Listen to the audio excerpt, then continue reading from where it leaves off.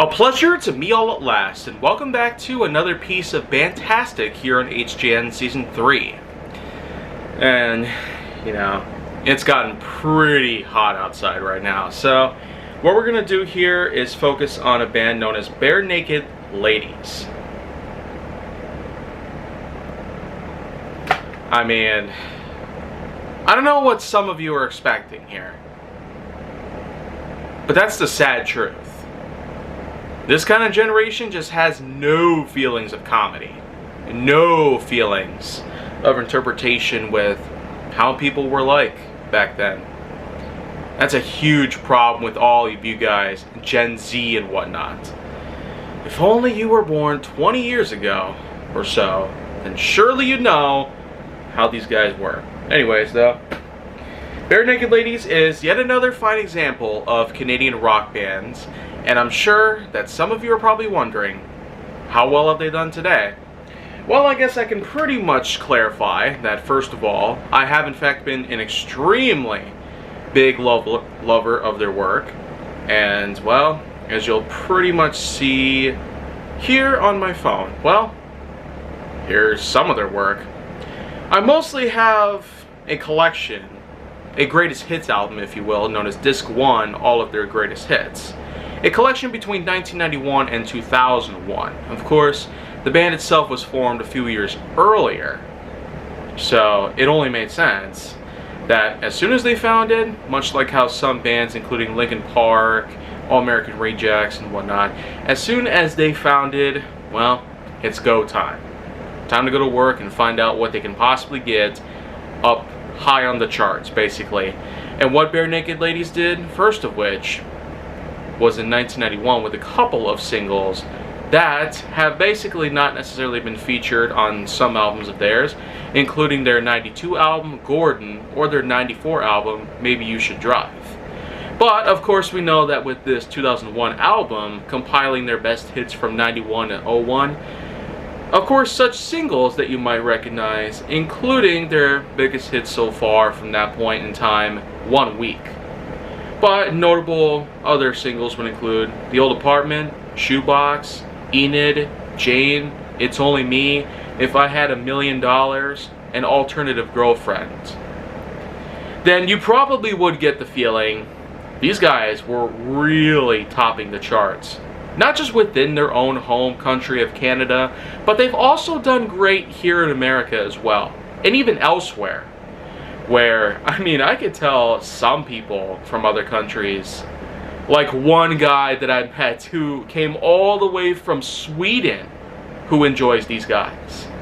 So that just goes to show these bands have gotten plenty of attention over the years, and that even some people outside of the mainland, they've definitely gotten their fair share of attention and love for their work. So, of course, it is worth noting that, you know, even after this incredible piece of a 10-year lifespan between the old and the new at the time, it didn't just stop there. No. In 03, they came out with Everything to Everyone, and then you had a few other albums here and there. Of course, there are, in fact, 6 albums total that are on this phone. So, a few other examples will include their 2010 album, All in Good Time, in 2015 with Silverball, 2017 with Fake Nudes, and then finally, 2021 with their album simply titled Detour de Force. A bit of a take on Tour de France. But nonetheless, you know, I haven't necessarily been able to find that many singles in more recent years that were able to top the likes of the classics. Between 91 and 01, I feel like was their true period in history. We also can't forget about pop culture. Like when they made an appearance in 1999 in King of the Hill, or in 2005 with Chicken Little, and an all-new single they made for the movie at the time known as One Little Slip. Any of you hardcore Disney fans out there like me probably have recognition of this band in particular, assuming if you have watched Chicken Little at all. It definitely wasn't as big as a number of other movies from 2005, but it still did a great job at being Disney's way of keeping us busy while they were working on other big-time works for the rest of the 2010s. But you know what though? Like I've said, there haven't been too many instances of recent work with Barenaked ladies that have in fact been as good or even better than anything from their Disc 1 album. The compilation of their best hits from 1991 to 2001 sure has been their best one yet, showcasing all the best hits that they made throughout that whole era in history, and knowing that a lot of their acoustic work is especially something that feels so far ahead of its time. I mean, it's a perfect example of audio clarity. The fact is, they used this type of equipment which was especially handy for capturing high quality audio. How nobody can achieve this kind of level nowadays is beyond me. I mean, they're a perfect example for this kind of stuff. And this was in the early to mid 90s. How can 30 years go by and yet no improvements to audio engineering are ever made? That's what I want to know right now. How is it so bad it feels like something from the 1910s? It's like I'm listening to something from that particular era. Instead of from 2023, it sounds like something from 1923. What happened, guys? Why does audio sound like absolute garbage? You know, an easy thing that's somehow taken for granted for too long. I mean, it's been going for at least a decade now, and I'm kind of tired of it. I expect audio clarity to be a big part in creating a masterpiece of a song.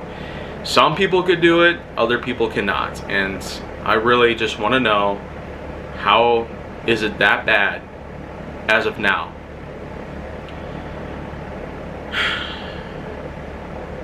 But you know what?